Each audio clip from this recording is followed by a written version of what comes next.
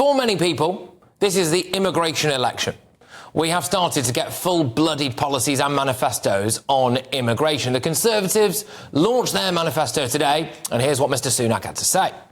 Last year, we announced changes which mean 300,000 people who were previously eligible to come here now can't. And we will introduce a migration cap that means Parliament, your elected representatives, will vote on how many people should be able to come here every year. Our plan is clear. We will halve migration as we have halved inflation and then reduce it every single year.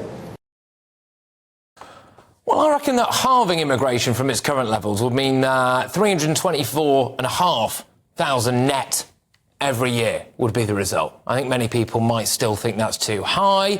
The Tories also want to work with other countries to rewrite asylum treaties, put on regular flights to Rwanda, prioritise national security over ECHR membership, but nothing on actually leaving the ECHR, stop illegal immigrants challenging deportations, clear the asylum backlog and cut the use of migrant hotels, and put a legal cap on migration that will be reduced every year. So that's what they are saying they want to do. Labour's full manifesto will be out on Thursday, I believe, but here's what Starmer has said so far. Well, immigration is a sort of record high under this government, a complete failure. We need to bring it down. Underpinning the number is the fact that we haven't got the skills in this country that we need. So we need to fix the skills strategy, but we've also got to come down on bad bosses. And so we want to ban bad bosses from recruiting from abroad. So we'll have a single enforcement agency going into premises. If there's a breach of labour market rules, then that means, I'm afraid, for that company, for that business, you're not going to get a licence to bring people in from another country. So skills agenda, but also bearing down on those bad bosses. We're going to ban them from bringing people in. All right. He's also said a thing or two on illegal immigration.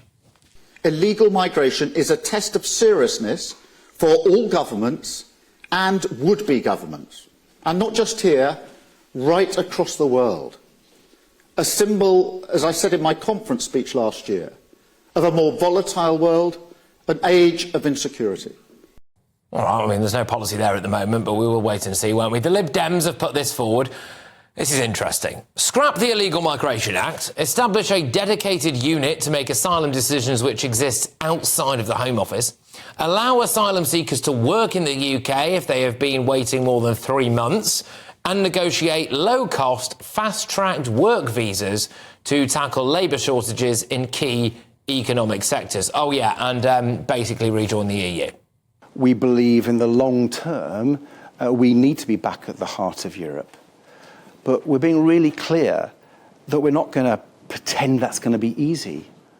Regrettably, the Conservative Party have so poisoned Britain's relationship with our nearest neighbours, our allies. They've undermined trust. And when I speak to European politicians, regrettably, they don't trust the United Kingdom anymore. And how sad is that?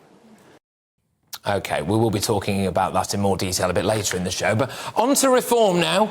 They are due to publish their full manifesto, as I understand it anyway, next Monday. But here are some snippets. Yes, I'm disappointed. Very disappointed in what the government's done in immigration. People voted for lower numbers. We've got net migration of 750,000 a year for the last 2 years. This is not what people voted for. It isn't a failure of Brexit, it's a failure of the Conservative government. They say they want net zero immigration and... So what we need to do is we need to incentivise business to say, actually, if you want to employ people from overseas, that's fine, but you've got to pay a price for it. There's that old business immigration tax. So, look, there we are, OK? Those are the main thrusts of immigration policies that we've got so far. The big question on this, I suppose, is who do you trust when it comes to immigration?